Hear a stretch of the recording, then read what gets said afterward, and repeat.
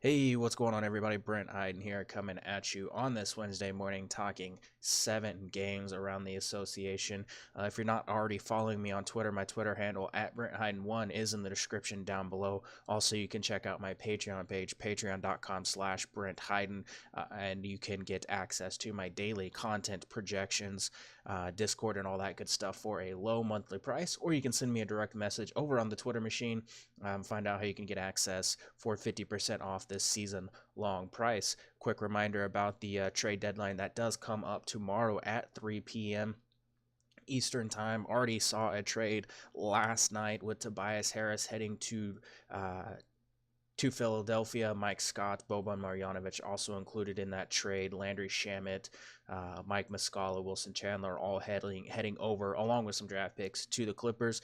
Clippers loading up, probably going to make a push for Anthony Davis. We also saw Reggie Bullock and Sviatoslav Mikhailik exchange teams, with Reggie heading to the Lakers and Sviatoslav heading to the Pistons. Outside of that, nothing else really to talk about on that front. There are going to be a couple teams that are probably going to be active in the trade deadline, so there's some news we probably need to keep an eye on for today. One of those teams, Denver Nuggets, heading to the Brooklyn Nets. Denver 2-point favorites in this one at 225 over under. Jarrett Dudley is out. Alan Crabb is probable. Spencer Dinwiddie obviously out. Jamal Murray questionable. Gary Harris is out. Paul Millsap questionable. Karis LeVert and Danzan Musa all out for this game. Gary Harris is apparently on the market. He can be had if Denver wants to move him. He has a very friendly contract, so something to keep an eye on there. But with him being ruled out, not really a whole lot to talk about there. Nikola Jokic has been outstanding recently, has recorded triple-doubles in 4 of the previous 7 games, and has had 5 20-point outings and 6 double-digit rebounding efforts during that stretch. Monte Morris, a name that we need to keep an eye on, assuming Gary Harris or Jamal Murray sits this game out, averaging 18.3 points on 30 of 49 shooting over the past 4 games. Trey Lyles stepped up, with Paul Millsap being out last game, has scored 20 points against Denver, averaging 19.5 points over his past 2 games. Shabazz Napier has struggled with his shooting. The status of Jamal Murray, Paul Millsap, going to play a pretty big impact on how we attack the Denver side of this game.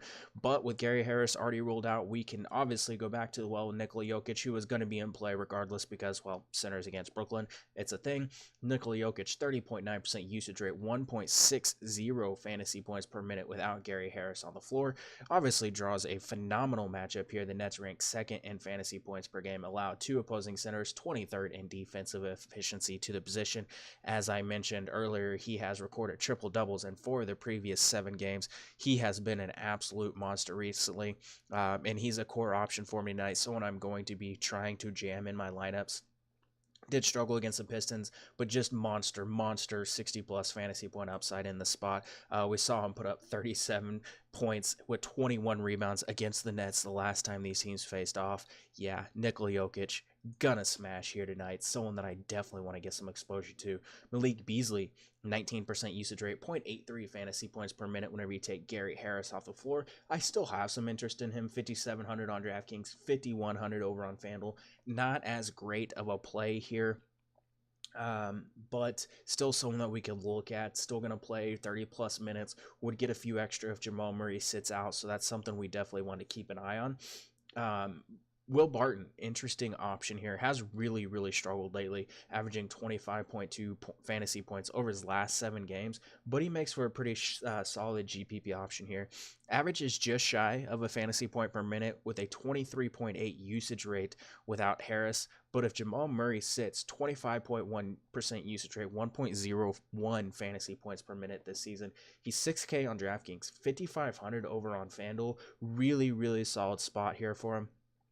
The Nets, 17th in defensive efficiency to opposing small forwards.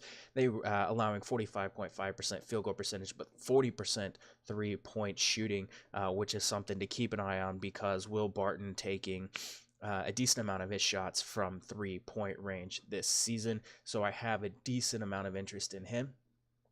Matchup for Paul Millsap, not great. If he plays, he's still a solid cash option. Mason Plumlee, Trey Lyles, names to keep an eye on if Paul Millsap were to miss this game, we saw both guys put up really solid games last time out. With Paul Millsap being out, we saw Plumlee 40 fantasy points against the Pistons. Still not a terrible cash game option given the matchup, even if Paul Millsap plays. But Trey Lyles, 20 plus minutes in back-to-back games. The minutes have been intriguing, and he's just a name to keep an eye on. Jamal Murray would be just a tournament option if he plays. Monte Morris, a pretty strong option if Jamal Murray sits. 50% of his shots come in the paint or the mid-range, the Nets allowing opponents to just bludgeon them in those areas. On the Nets side of things, it gets a little less appealing with Allen Crabbe returning, the team getting significantly more healthy as the days go by. Nuggets, though, 112.2 defensive rating over the last 10 games. They've struggled to defend the paint and corner threes. This makes a pretty good matchup for D'Angelo Russell. D'Angelo Russell coming in at he is 8,300 on FanDuel, 8,100 over on DraftKings. Struggled a little bit over the last couple games. The field goal attempts are still really high. The usage is still there for him. I still have a lot of interest in him. Has at least 20 field goal attempts in 7 of his last 10 games. Really, really strong option here. 25% of his shots come in the paint. So I like his odds to put up a really good game. I still like DeMario Carroll as a really strong value option. Right around 24 minutes is what I have him projected for. A better option over on DraftKings at 4,500 than FanDuel at 4,900, but he's been returning value pretty well, especially if you look at it from a cash game perspective. Over 20 fantasy points in most of his last 10 games. A lot of his shots coming from corner three, 16% of his shots coming from the corners. Denver allowing 40% shooting on corner threes over the last 10 games. Woj tweeting, and it's just a show plug, so gonna have to keep an eye on my watch as news comes in today. But Allen Crabbe returning is gonna really hurt the minutes floors for Joe Harris, Shabazz Napier. Neither one of those guys really on my radar outside of cash games, just because they're still cheap enough where they could pay off their salaries. Jared Allen, though, the guy that I really want to talk about here, he comes in at 5,100 on DraftKings, 6,100 on FanDuel. While the matchup does not jump off the page on paper, Denver's 17th in defensive efficiency to opposing centers. I really like him on DraftKings as a tournament value. Minutes are always going to be a little bit of concern. Rarely does he get over 30, but whenever he does, he just smashes, and he smashed in this spot last time these teams faced off. 5 blocks, probably not going to get that again tonight. That definitely helped boost his floor or boost his production in that game, but he does tend to succeed a little bit more in some of these games against big men that hang around the basket a little bit more. So I like Jared Allen in tournaments tonight. Moving on, New Orleans Pelicans at Chicago Bulls. New Orleans, a team that we definitely need to keep an eye on with them heading into the trade deadline. Julius Randle still questionable for this game. Elfrid Payton is out. Wendell Carter Jr. obviously out. Chandler Hutchison out. Wayne Selden questionable. Timothy Luwawu-Cabarrot questionable for this game. Mirotic is doubtful. Anthony Davis has been cleared to play, has been cleared to practice, would be able to play, but the Pelicans are likely going to sit him out for this game. That means Jrue Holiday comes into play as one of the top options here. He comes in at 9K on DraftKings, 9,400 over on FanDuel. Absolutely smash spot for him. Bulls 21st in defensive efficiency to opposing shooting guards. Averages 1.25 fantasy points per minute when you take Elfrid, Mirotic, and more off the floor. Taking Anthony Davis off the floor obviously boosts that. If you take Julius Randle off the floor, that's going to be boosted. But for the most part, you're just looking at him for the floor and the upside that he has. Should easily be able to get you 40 plus fantasy points with 50 fantasy point upside in this matchup. I absolutely love Jrue Holiday here. Jahlil Okafor, perfectly fine as it stands right now in cash. A little bit pricey. He's 7,300 on DraftKings, 7,800 over on FanDuel. With Davis out, 1.19 fantasy points per minute, 25% usage, 1.09, fantasy points per minute with Davis out. If you take Randall off, 25% usage, 1.19 fantasy points per minute. I have a little bit more interest in him if Randall sits this game out, but he does have plenty of upside. If Randall plays, I would expect his minutes to be slightly limited, but if they're not, he should absolutely feast in the spot against a Chicago defense that's absolutely terrible. But if Randall sits, once again, we're going back to the well with Kenrich Williams, who started against Indiana, put up 32 fantasy points, has now topped 30 fantasy points in 3 of the last 4.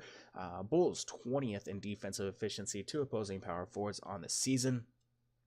5K on DraftKings, 5,400 on FanDuel. Really strong option if we get news that Randall is going to be out. Frank Jackson, Tim Frazier, guys you can look at in GPPs, both still really cheap. Frank Jackson 4,200 on DraftKings, 3,700 over on FanDuel. Tim Frazier 4,100 on DraftKings, 4,100 on FanDuel. Bulls, one of the worst point guard defenses in the NBA, 28th in defensive efficiency to the position. Unfortunately, minutes up and down for both of these guys, but Frank Jackson in 24-25 minutes against the Bulls should be able to pay off his salary. Same goes for Tim Frazier. Unfortunately, he may not get that many minutes. It just comes down to which one of these guys is actually playing very well. If Frank Jackson comes out of the gate and is playing really well, he will definitely continue to get the minutes. Darius Miller you can look at as a cash option at his current price tag and projected minutes of 35, 4,800 across the industry. Matchup is not that great for Darius Miller, however. Looking at the Bulls side of things, Chris Dunn is in a great spot. Pelicans 27th in defensive efficiency to opposing point guards. Zach LaVine also in a great spot here. High usage option, 27.3% usage rate over the last 10 games, has at least 34 fantasy points in 5 of those games. His price tag on DraftKings really appealing. He's just a little bit too cheap on DraftKings at 6,600. FanDuel, not as much, 7,300. The issue that I always have with Zach LaVine is the fact that, well, he relies way too heavily on scoring, rarely provides much of anything else. Even on the night whenever he pulled down 12 rebounds, still struggled to pay off. Didn't even pay off his salary for cash game purposes. If his shot's not falling, he's gonna struggle. But at 6,600, especially on DraftKings, that's just way too cheap. Again, as I mentioned, Chris Dunn perfectly fine in tournaments. Really reliant on stuffing the stat sheet, which does concern me when it comes to cash games. I do like Wayne Selden, really strong value option, assuming he's able to suit up. 4,500 on DraftKings, 4,100 over on FanDuel. Has struggled at times as the starter, 12.5 and 9.5 fantasy points in 2 of his 4 starts, but has also topped 30 fantasy points in the other 2 starts. If nothing else, minutes alone make him a great option, but the Pelicans also really bad against opposing small forwards, 28th in defensive efficiency to the position. I do have some interest in Wayne Selden as a value option, so this is a pretty good spot here for him tonight, assuming he's able to give it a go, which he should be able to play. Lauri Markkanen, 40 points in 3 of his last 4 games. Fast-paced matchup against a defense in the Pelicans who really struggles in the paint without Anthony Davis patrolling back there. I really like Lauri Markkanen, 6,900 on DraftKings, 7,800 on FanDuel. This is a really good spot for him. The Pelicans league average defense against opposing power forwards, but they've allowed them to shoot 47% from the floor, 39% from 3. So this is a spot where I definitely want to get some exposure to Lauri Markkanen, especially on DraftKings at his $6,900 price tag. Bobby Portis, always tough to trust because of, well, Jim Boylen is a freaking moron and just will not give him consistent run. Has been a little bit more consistent over the last 3 games. Portis, a high production guy whenever he gets the minutes. We've seen a ton of production from him over the last 2, but he would just be tournaments because, well, Jim Boylen is Jim Boylen. Moving on, let's take a look at the next game. Washington at Milwaukee, a replay of a game we just saw a couple nights ago. Jason Smith questionable, Dante DiVincenzo questionable. Not like that really matters. Anyways, Milwaukee at 11.5 point favorites, 230 over under. Not really expecting either one of these teams to be active today or tomorrow in the trade deadline, but again, something we need to keep an eye on. Bradley Beal, 27 points on Monday, has scored 20 or more in 7 straight games. Tomas Satoransky has handed out at least 6 assists in each of the last 8 games. And Brook Lopez has recorded at least 1 block in 10 straight games and is averaging 2.1 per game. Looking at the Milwaukee side of this first, Obviously, Giannis Antetokounmpo, a smash spot. As I talk about all the time with Giannis, matchups against bad rim protection teams, that's where you want to target him. The Wizards allowing opponents to shoot 66.3% at the rim this season, so yeah. Giannis should absolutely feast in this spot, giving up 47.9 rebounds per game as well. So, pretty good spot for him to pull down some rebounds. He definitely leads the team in rebounding percentage at 37.5. There are a lot of high dollar players to pay up for tonight. Giannis definitely on my radar as one of the best. Malcolm Brogdon, one of my favorite ways to get exposure to this game. Again, he takes 54% of his shots at the rim, continues to be one of the safest cash game options with tournament upside that we see on a nightly basis. I absolutely love Malcolm Brogdon in the spot. 5,700 on DraftKings, 6,200 over on FanDuel. Gonna be a guy I'm probably gonna be forcing in my lineups tonight. Washington 26th in defensive efficiency to opposing point guards, allowing 26.4 points, 6.3 rebounds, 9.5 assists, 44.5% shooting, 37% shooting from three. That means Eric Bledsoe in a good spot here.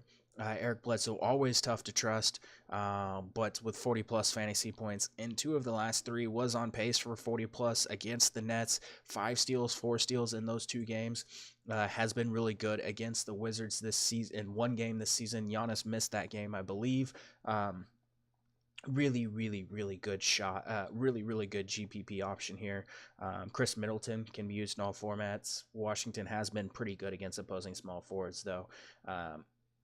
Washington is allowing opposing centers to connect on 58.1% of their field goal attempts and 36% of their threes. So Brook Lopez at 5,500, a pretty strong tournament option here, has been really good against Washington in their 2 games already this season. A guy you feel pretty confident going to get you 20 plus fantasy points most nights. So if you need the value in cash, I don't hate going there in cash games.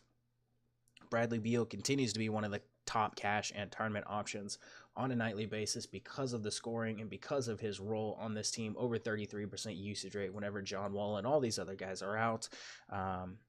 Averaging like 1.35 fantasy points per minute. Set up for success here. Again, Milwaukee, a team that generally does struggle to defend in the paint in the mid-range where he takes a lot of his shots. They're also really struggling to defend the three-point line, and that is really good for Bradley Beal, who takes 34% of his shots from beyond the arc.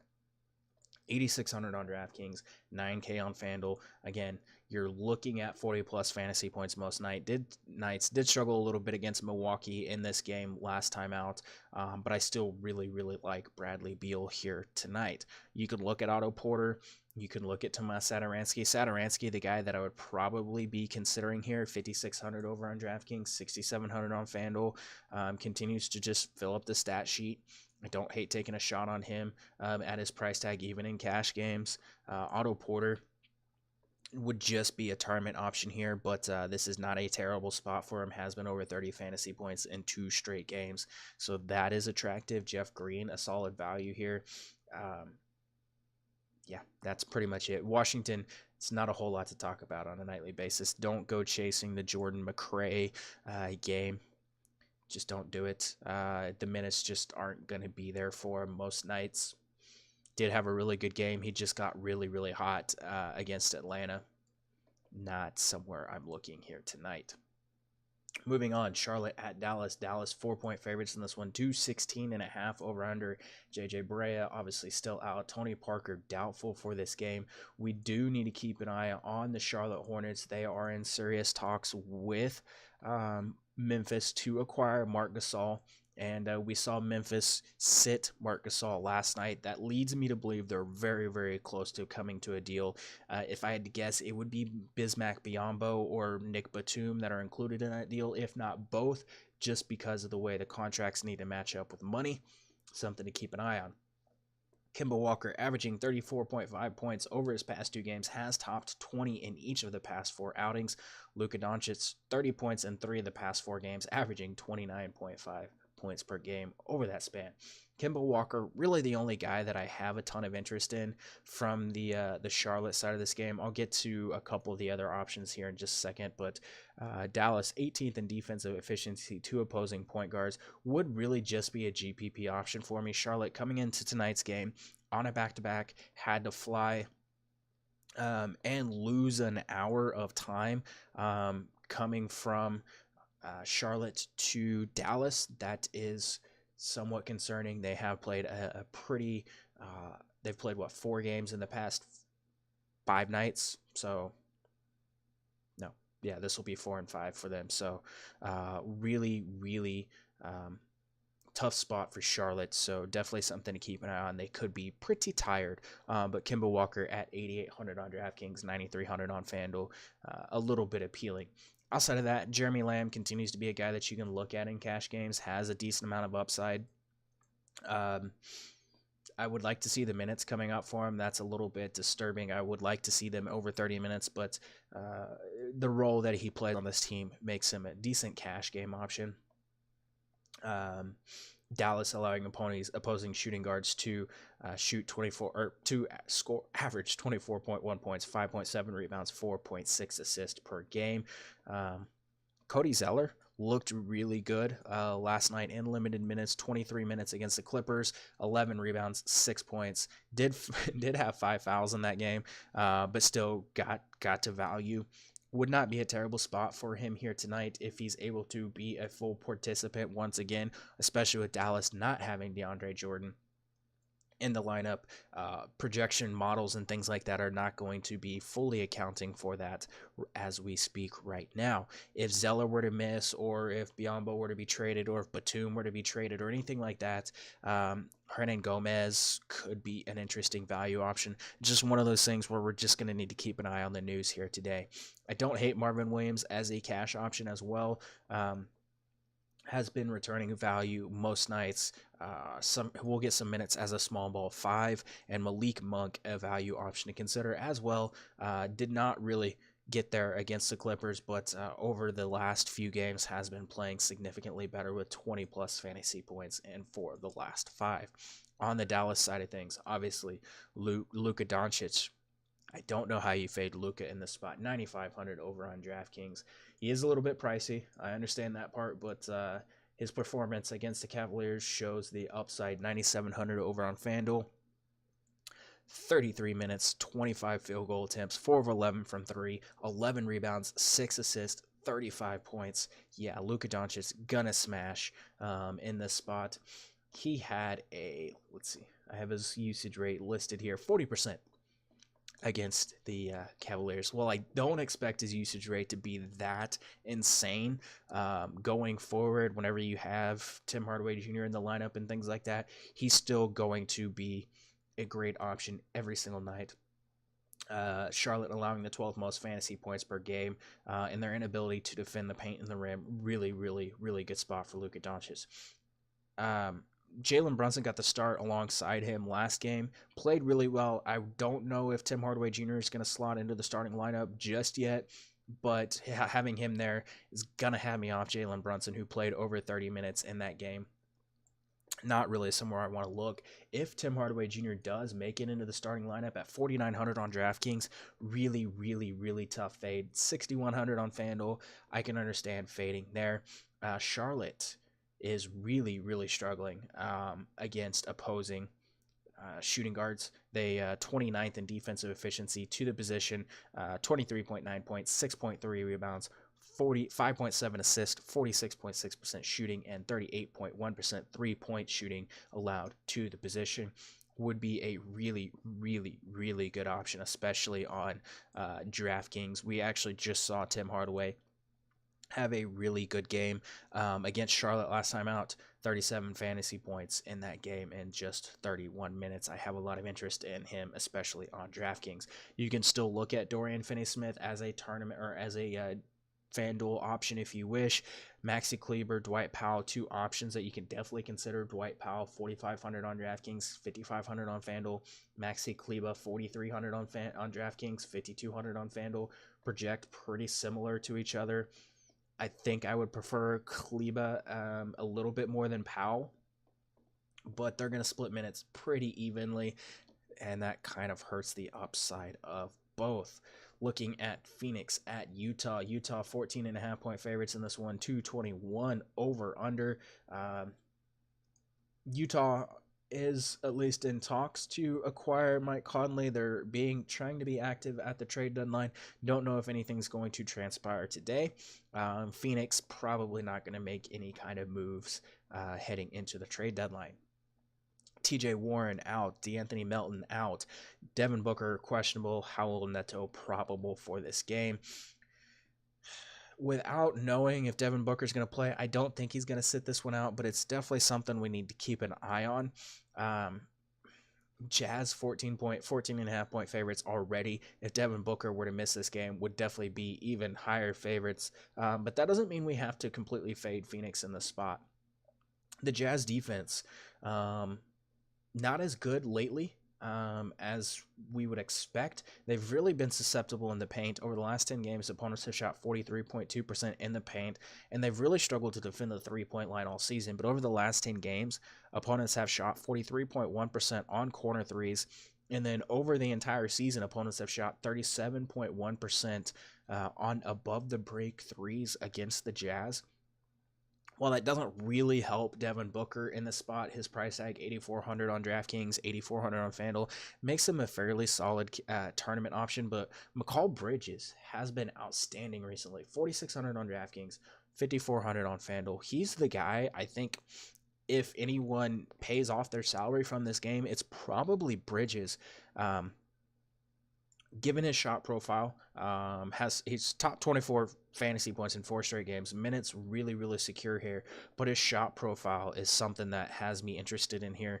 55% of his shots come from 3, 24% from the corners, 31% from as above the break threes. As you recall, Utah allowing opponents to shoot 43.1% on corner threes over the last 10 games.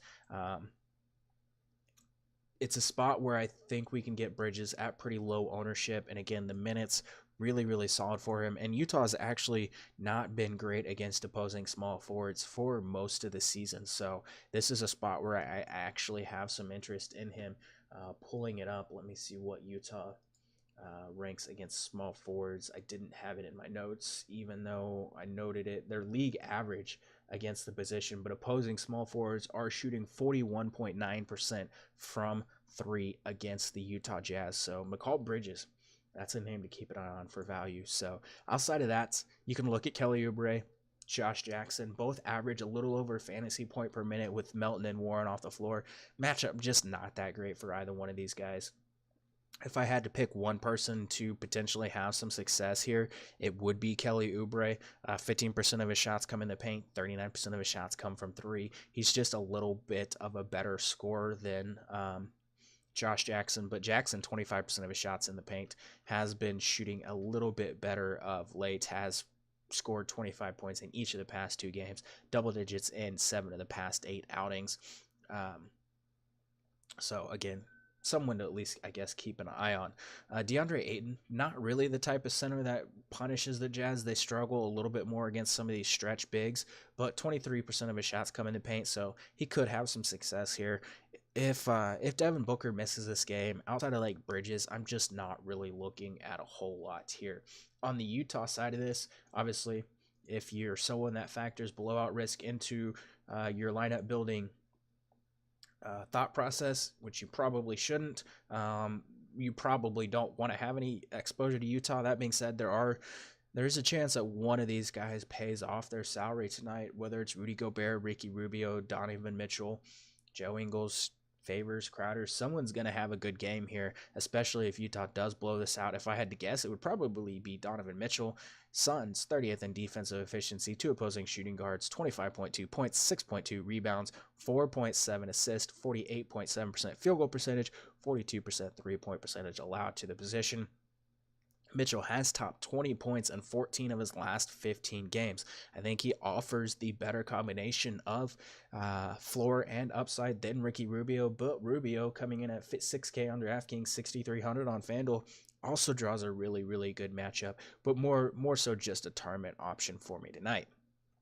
He wouldn't, if you're comparing it for prices, obviously he'd be less susceptible to killing your lineup if this game does blow out, but again, I don't think banking on blowouts for your lineup or for your lineup construction process is a viable strategy, because plenty of games projected to be blowouts don't end up being blowouts, or players still play 30 plus minutes in those games. So Rudy Gobert should go absolutely bonkers here. Suns 62.2 field goal or fantasy points per game allowed to opposing centers. They've surrendered 46.4 rebounds, 15.3 second chance points, 52.3 points in the paint. A really, really good spot for Rudy Gobert, who is 8,500 on DraftKings, 8,900 on FanDuel. Phoenix ranks 19th in defensive efficiency to small forwards.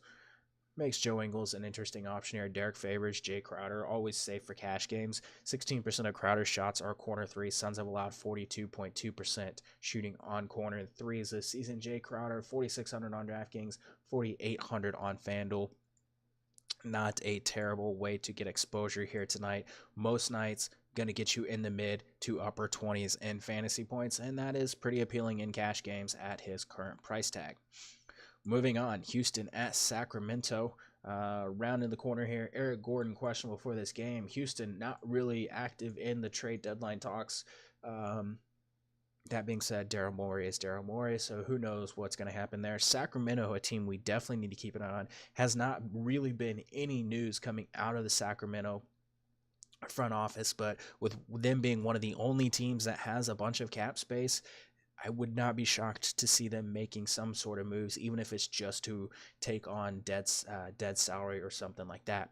James Harden is looking to record his 28th straight game of 30 or more points, and he has topped 40 or more points in 15 of the past 21 games. Kenneth Faried, 5 double-doubles in the last 6 games, and Marvin Bagley has recorded 3 straight double-doubles. The Chris Paul effect is apparently not real. For those of you touts out there that have been calling Chris Paul's return to the Rockets something that was going to hurt James Harden, because, well, James Harden coming off another 70-plus fantasy point game has 4 70-plus fantasy point games. Obviously, Chris Paul missed one of those games, but yeah, Chris Paul effect, it's not real. Harden, again, 40-plus points in 15 of the last 21 games. Sacramento, 26th in defensive efficiency to opposing shooting guards. Still usage rate over 40% with Chris Paul on the floor. Don't let morons tell you that you can't play James Harden because Chris Paul is there. Obviously, price tag on James Harden, $14K on FanDuel, $12.6 on DraftKings. Really tough to stomach. That being said, matchup is phenomenal. He should absolutely smash. Did struggle a little bit in this game. Last time these teams faced off, 56 fantasy points. But yeah, James Harden should still absolutely smash here tonight. I have a ton of interest in Harden. Chris Paul is a decent GPP option. Top 30 minutes for the first time whenever he played last time out. Where is he? There we go. Against the Suns, had 33 minutes, 5 of 10 from the floor, 5 steals, obviously, but it's Chris Paul, so does have the ability to do that, especially against a bad Suns team. I like him at 7,100 on DraftKings, 7,600 on FanDuel. Pretty strong option here in tournaments. Kenneth Faried, going to be mashing that lock button on Faried just about every single night. 7K on DraftKings, 8K on FanDuel. Really, really good spot here for tonight. Kings, 48.2 rebounds per game allowed, 14.7 second chance points, 51.5 points in the paint. Has top 30 fantasy points, 7 of his 8 games since donning that Rockets uniform. Really good spot here for Faried, who, again, even if he doesn't get you 40-plus fantasy points, you do feel pretty confident that he's going to get you upper 30s in a matchup like this, and should absolutely feast. You can look at PJ Tucker, you can look at Gerald Green, you can look at Eric Gordon in tournaments, but none of those names really jumping off the page for me outside of just tournaments. Looking at the Sacramento side of things, I have a lot of interest in a couple of guys here. Willie Cauley-Stein was on my radar last game against the Spurs, did struggle. 28 minutes. The price tag is just really appealing here for Willie Cauley-Stein against a Rockets team, again, since Clint Capella went down, has been really bad at rebounding. They're giving up 50 rebounds per game. They're really struggling to defend the rim, allowing opponents to shoot 68% at the rim. They're giving up a boatload of points in the paint. They're giving up 53.3 points in the paint per game this season. That's more than the Kings have been giving up. This is a pretty good spot for Willie Cauley-Stein in tournaments here tonight. So at 5,500 on, 5,500 on DraftKings, 5,900 on FanDuel. Like I said, pretty strong tournament option. Rockets 19th in defensive efficiency to opposing power forwards. They're giving up 22.2 points, 10.2 rebounds, 48% shooting. I wouldn't bet on Marvin Bagley slowing down at this point. 5,800 on DraftKings, 6,800 over on FanDuel. Minutes creeping up there because he's been playing really, really well. Over 30 in the last 2 games. If you just look, I mean, he's taking a ton of shots. I mean, double-digit field goal attempts in like 6 straight games, taking a ton of shots, rebounding there, 13, 12 against a Rockets team, giving up a boatload of rebounds. He takes 51% of his shots at the rim, 30% in the paint. Yeah, I have a lot of interest in Marvin Bagley. Should be able to pay off here. Especially on DraftKings, someone I'm going to have a lot of interest in. I like Buddy Hield, Houston 23rd in defensive efficiency, 2 opposing shooting guards. He's top 30 fantasy points in 7 of his last 10. Solid cash game play here. Darren Fox, Bogdan Bogdanovic can be used in tournaments. Bogdan a little bit more of a cash game value, but yeah, it's a pretty good spot here for a few of these Kings.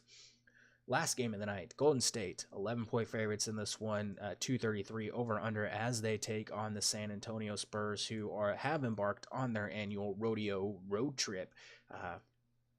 Derek White is out. LaMarcus Aldridge is out for rest. So is DeMar DeRozan. Congratulations, Popovich. You just incurred your team a fine for sitting these guys on the road. Kevin Durant, just 4 of 23 from three-point range over his last 3 games. Looking at the Spurs side of things, without any of these guys on the floor, again, I don't like trying to bank on blowouts. Who knows if the Spurs are going to be able to keep this one close? Who knows if the Warriors are going to come out and overlook this spot or if they're going to rest somebody? Who knows what's going to happen? That being said, there's a lot of value on the Spurs. There's going to be a lot of guys that are going to be really, really popular, and I'm fine with eating the value because, well, they don't have a lot of bodies. They have 1, 2, 3, 4, 5, 6, 7, 8, 9, 10 players available tonight, maybe 11. Davis Bertans, someone that I do have interest in here. Coming off 27.5 fantasy points against the Kings, 76% of his shots come from 3. Golden State has allowed opponents to shoot 36% from 3 over the last 10 games. It's pretty appealing for Davis Bertans, who's still really, really cheap. 4,100 on DraftKings, 4,300 on FanDuel. A really, really strong option here. If I had to guess at what the starting lineup would be, it would be Bryn Forbes, Marco Bellinelli, Rudy Gay, Davis Bertans, and then probably Pau Gasol. Maybe. Jakob Poeltl just hasn't inspired a lot of confidence in Popovich, so we'll definitely have to wait and see. But Warriors have struggled to defend opposing centers. DeMarcus Cousins still not quite there defensively, even though he never was that good of a defender. They're giving up 23 points and 15.6 rebounds to the position. They rank 20th in defensive efficiency. Both Pau Gasol and Jakob Poeltl, interesting names to keep an eye on here. I have them basically splitting minutes, 24 for Jakob Poeltl, 22 for Pau Gasol. Pau Gasol, 1.31 fantasy points per minute with LaMarcus Aldridge and DeRozan off the floor. He's been a guy, when he's been given the minutes, has really, really smashed. If you just look at his game logs, whenever he's played decent minutes, 14 minutes against the Pelicans, 16.5 fantasy points, 22 minutes against the Pelicans, 31.75 fantasy points. Like, when he gets minutes, he produces. I don't know if he's going to get all those minutes, but they don't have a whole lot of big men. So Poeltl, Gasol should both be able to pay off in the spot. So I would lean towards Gasol being the better play, but even Poeltl, still not a terrible option here. So those guys, not bad options. I think Gasol a little bit better play than Poeltl, but again, if you feel more comfortable with Poeltl, go for it. Bryn Forbes has top 20 fantasy points on 3 straight, 5 of his last 10. Decent cash option here.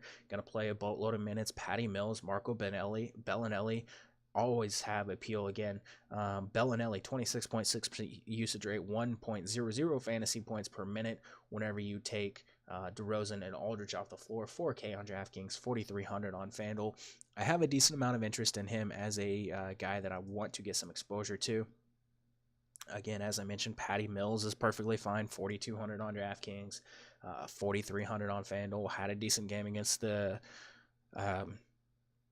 Warriors last time these teams faced off. He's been a little bit better recently, getting a little bit extra run, getting some extra usage in that offense. Rudy Gay, the guy that I don't know what to do with Rudy Gay. If this game blows out, he's obviously not going to get a lot of run. If it stays close through 3/4, 4, going into the fourth, probably going to get you upper 20s. 1.63 fantasy points per minute, 33% usage rate, in a 101-minute sample size without LaMarcus Aldridge and DeMar DeRozan. 5,900 on DraftKings, 6K on FanDuel. Great tournament option. I don't know if I feel comfortable rolling him out in cash, just given that Popovich is resting Aldridge. And DeRozan, if you remove the blowout risk from that, it still makes Rudy Gay a little bit risky.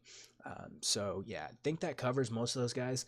Lonnie Walker, a name to keep an eye on like FanDuel as a drop score candidate. Outside of that, no one else really to talk about. The Warriors do draw a pretty solid matchup here. Stephen Curry being the guy that I have the most interest in. 25th in Spurs 25th in defensive efficiency, 2 opposing point guards on the season. They've allowed him to shoot 37% from 3. That's not a good thing whenever you're facing Stephen Curry, who takes 56% of his shots from 3. 9,100 on DraftKings, 9,200 on FanDuel. My favorite option here, Spurs 26th in defensive efficiency to power forwards, 21.9 points, 10.5 rebounds allowed.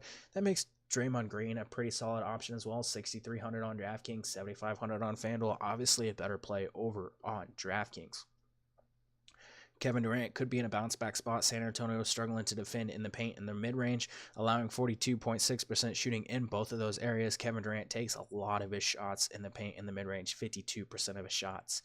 So in tournaments, you can look at Kevin Durant. Klay Thompson always has GPP winning upside, but not really interested in either of those guys.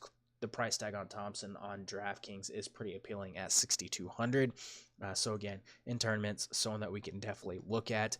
And then looking at DeMarcus Cousins, he's always going to be a guy where I'm interested in cash games because the ownership's always going to be there. Price tag and limited minutes really, really caps his tournament upside. And of course, the ownership, he's never really going to get a lot of minutes, or he's never going to be low owned. So it doesn't make a whole lot of sense. Most nice to use him in cash games. It's kind of hard to peg any of the value options here tonight, so I'm just not going to do it. That does it for the slate. Again, 7 games, lots to keep an eye on in the news with trade deadline coming up tomorrow at 3 p.m. Eastern. Good luck in all your contests tonight. There is a 6-game slate tomorrow. I don't know if I'm going to record a podcast with all the stuff that's going to be going on with the trade deadline, so we'll just have to take a wait and see approach on that one.